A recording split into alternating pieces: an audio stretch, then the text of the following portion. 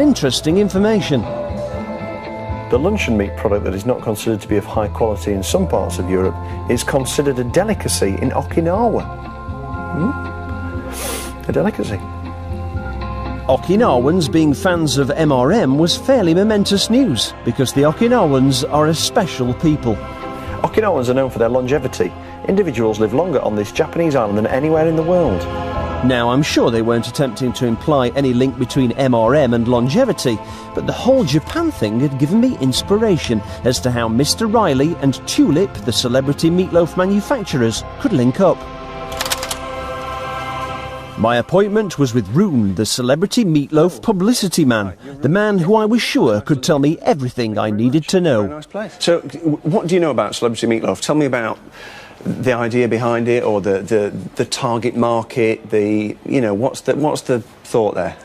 I'm afraid I can't tell you much about the target market for this product, actually, because it's a very old product. It was launched in 1960. And, really? This is not a brand that we do a lot to market. It's a low price, very low price brand. But as long as there is a demand for this product, yes, then we're selling it. So basically, these poor quality things are aimed at the poor. They're aimed at the people who choose to buy those products. I must admit, it would never be one of my own personal favorites, because that's the way I choose. But we are also. Have you tried it? Have you tasted it? Yeah, I have tasted it, and it's fine. It's safe to eat. And yes. it's safe. No, it's not poisonous. But it's stuff that would normally be, discarded. And you're sort of making the most of the waste. No, I wouldn't call it waste. It's a way that you can use technology to get the meat that you couldn't get out before. It was time to make my proposal. I've got some ideas for Riley's to use celebrity meatloaf in products that would appeal both to people in the UK, the younger, trendier market, and let's face it, they're on a budget, and also over in Japan. I've actually taken the liberty of mocking up a presentation pack. What I'm thinking is Riley's Celebrity Meatloaf Sushi. This is a great way of relaunching Celebrity Meatloaf. Can I have a piece? Yes, please do. And it has been chilled and so on? It has. What do you think? That's okay. Just when I thought things were going really well, they suddenly weren't. It's not a new idea. Really? So it has been done for years? I can't believe it. It was time to face the truth. I thought Mr. Riley could be a player in the cheap meat market, but they had it all sewn up. No matter what rubbish I thought up, it was already on sale. And in this case, it even had its own bizarre advert. It looks exactly the same as our sushi. Yeah, it does. I was a bit disappointed. But what I couldn't stop thinking was, if celebrity meatloaf was so great and non-poisonous, why weren't the Danes selling it to themselves?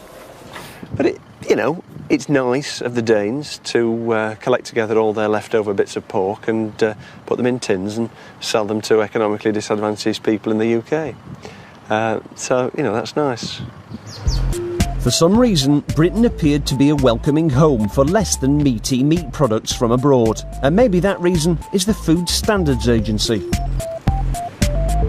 I wanted to talk to them, but they refused, saying they thought I was going to be too negative.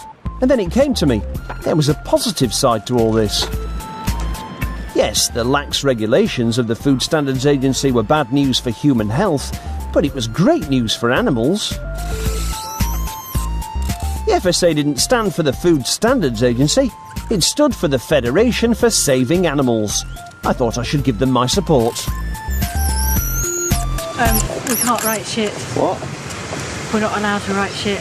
Why not? We're the BBC, who are expected to maintain certain standards. That's what, that's the point we're making. By eating this shit, you can save animals. We've been told we're not allowed to say shit, I'm afraid.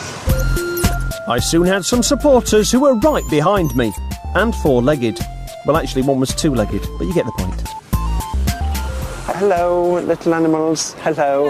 Well, thanks for coming along, you three. Can you pay attention, please? Look, I'm talking to you. Now, come on. Now, stop it. Now, I want you to behave yourselves. This is a very important mission we're on. These people have been very kind to you by allowing us to use very few animals in our meat products. and I'd appreciate it if you looked your best, smiled, didn't make any unusual noises, and if you must go to the toilet, can you be discreet about it, please? On the count of 3, let me hear you say, yeah! 1, 2, 3. He did it! He actually did it! Steady. Steady. Hello, we'd like to say thank you to the Food Standards Agency for your rules on meat products. Thank you. It's been a revelation to Mr. Riley's brand. We've been able to make a very small amount of meat go a very long way indeed. 47% beef burgers, inspired. If you think about it, each cow makes twice the number of burgers, and by using fewer bits of meat, we can use fewer animals, and these animals here today are grateful. They were saved from a slaughterhouse. We were making some chicken Kievs. We didn't need that much chicken, but we were delighted to be able to do it all within the regulations and claim the skin and the fat as meat. So 10% meat became 19% meat. Thanks guys, and I'd like to say on behalf of Anthony, Trixie and what's the other one called? Clarissa. Thank you. They've having a lovely day out in London today that they wouldn't have been able to have if the Food Standards Agency regulations were a little bit tighter. So thanks again. I thought my cuddly little friends might have got the FSA running out for a chat, but then I realised why it wasn't working. They weren't in there. They were actually stood behind me, apparently waiting for a bus. Can you have a chat with us? We're from the BBC. Yeah, I'll let you know. I'll have a chat with people at the press office, but you can put a bid in through the official claims. But we have already asked them, and they said that they didn't want to speak to us because they thought we were going to be negative. But you know, we've got a positive. Not at all. I mean, we always talk to the media wherever we can. So that's not what we're told. So we've just come down on the off chance, hoping that we could possibly have a chat with somebody while we were here, just for 5 minutes. Again, you have to go through the formal channels rather than. Well, I think we're sort of going around in circles, aren't we? Because we've tried all that. I can't win, can I? It's a catch-22. We're really trying to be helpful. The formal channels, I can't get in. We're really trying to be helpful. Honestly, if you come and speak to us. Well, could you be helpful and just take that in? Unfortunately, I can't accept anything on behalf of the FSA. I'll just show you. It's kind of like a mark to show that we could put on our products to say it was animal friendly because we'd reduce the amount of meat to the bare minimum and turn it into a positive. I'm afraid I'm not accepting that. Sorry, I've got to make a move. Come on, Anthony, come on. Good boy, come on. Maybe FSA didn't stand for the Federation of Saving Animals. Maybe it didn't stand for anything at all. The poor had already, perhaps unintentionally, jumped on board my saving animals by eating shit bandwagon.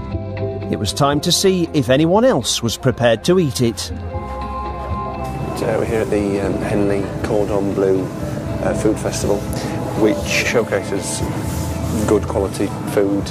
We're showing off the latest range of Mr. Riley's recipes, trying to get across our ethos of not wasting things.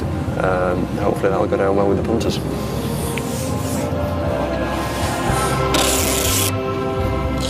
Shit.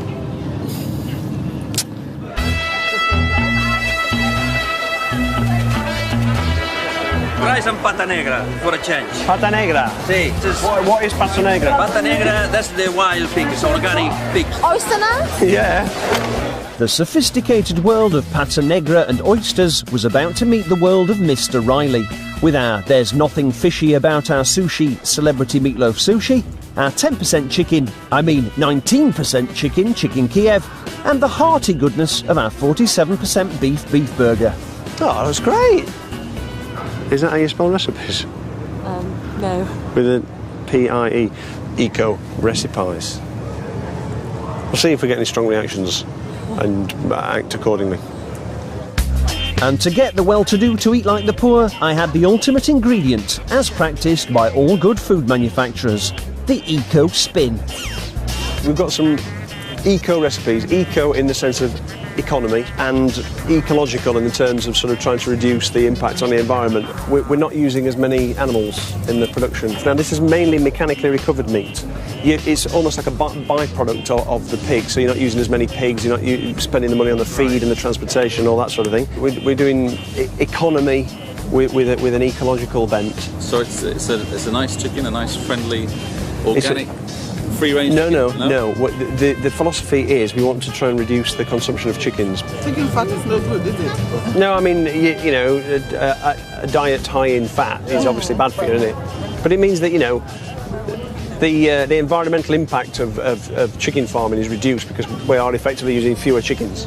Yes, I know you're using fewer chickens. It wasn't long before I realised what EcoSpin does. It works!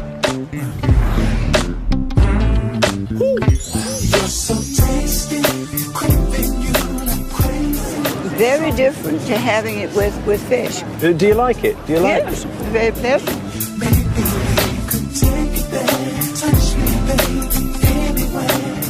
Delicious. To be honest, some Kievs are a bit dry. That's why I prefer it with more succulent. Yeah, with the fat. But it's quite moist throughout it,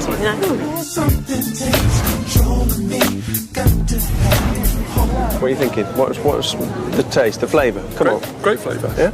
Yeah, fantastic flavour. Very good idea.